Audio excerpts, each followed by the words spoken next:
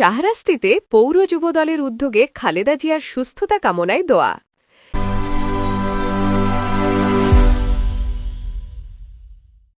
শাহরাস্তি পৌর যুবদলের যুগ্ম আহ্বায়ক আলী আসগর মোল্লার উদ্যোগে বিএনপি চেয়ারপারসন বেগম খালেদা জিয়ার দ্রুত সুস্থতা কামনায় দোয়া ও মিলাদ অনুষ্ঠিত হয়েছে। শুক্রবার জুম্মার নামাজের পর শাহরাস্তি পৌর এলাকার মোল্লাবাড়ি জামে মসজিদে দোয়া মাহফিলটি অনুষ্ঠিত হয়। অনুষ্ঠানে উপস্থিত ছিলেন ৯ নম্বর ওয়ার্ড বিএনপির সভাপতি আলী আক্কাস মোল্লা, পৌর যুবদলের সাবেক সাধারণ সম্পাদক আবুল কাসেম মিয়াজি, স্বেচ্ছাসেবক দলের নেতা হানিফ মিয়াজি, পৌর নেতা আজাদ মোল্লা, ছাত্রদল নেতা রাজু পাটোয়ারি সহ স্থানীয় বিএনপি ও অঙ্গ সংগঠনের আরও অনেকে। দোয়া অনুষ্ঠানের মূল আয়োজক আলী আসগর মোল্লা বলেন, বেগম খালেদা জিয়া দেশের গণতন্ত্রের প্রতীক। তিনি আজ অসুস্থ। আমাদের দায়িত্ব হল তার সুস্থতার জন্য আল্লাহর দরবারে প্রার্থনা করা।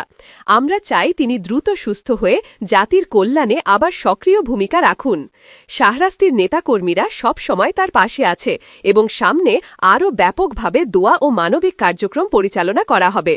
দোয়া মাহফিলে দেশের শান্তি, উন্নতি এবং জনগণের অধিকার প্রতিষ্ঠার জন্য বিশেষ মোনাজাত করা হয়। অনুষ্ঠান শেষে অংশগ্রহণকারীরা জানান, নেত্রীকে নিয়ে দলীয় নেতাকর্মীদের উদ্বেগ এখন গভীর হলেও সবাই তার দ্রুত আরোগ্যের আশা করছেন।